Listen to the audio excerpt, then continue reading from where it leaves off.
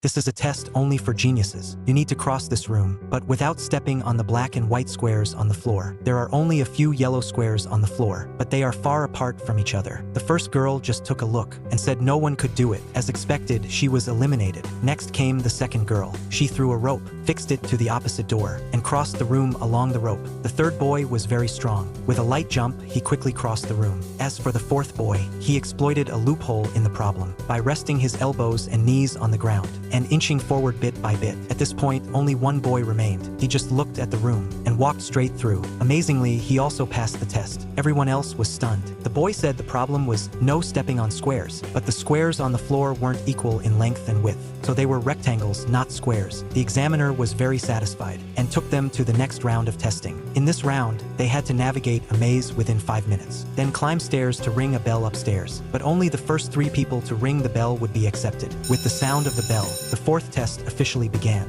Rennie noticed arrows on each door, but they seemed to have no pattern. Just then, he remembered what Rhonda had said. Only by closing your eyes and feeling with your heart could you find a way out. It turned out the signs used Braille. Meanwhile, Kate, who always took unconventional paths, used a wrench to open the ventilation duct and crawled directly over the maze toward the finish line. Jack, with his powerful memory, tried one path at a time through trial and error, but he didn't know he was being followed by White. As he was about to exit the maze, White knocked him down and rushed up the stairs first. Rennie heard the commotion and came to check, but Jack urged Rennie to go quickly because only 15 seconds were left. But Rennie insisted on staying with Jack. In the end, only White rang the bell within the time limit. Although Kate arrived first, she refused to ring the bell alone. She wanted to wait for the others to ring it together. So the 3 of them stepped forward and rang the bell jointly. Then the teacher announced the test was over. White was ultimately eliminated. He couldn't understand why. He was clearly the first to ring the bell, but the teacher told him. The rule was the first 3 people to ring the bell, not the top 3 individuals. They later arrived at a genius academy. The teacher posed a problem to them. There are 3 switches on the wall,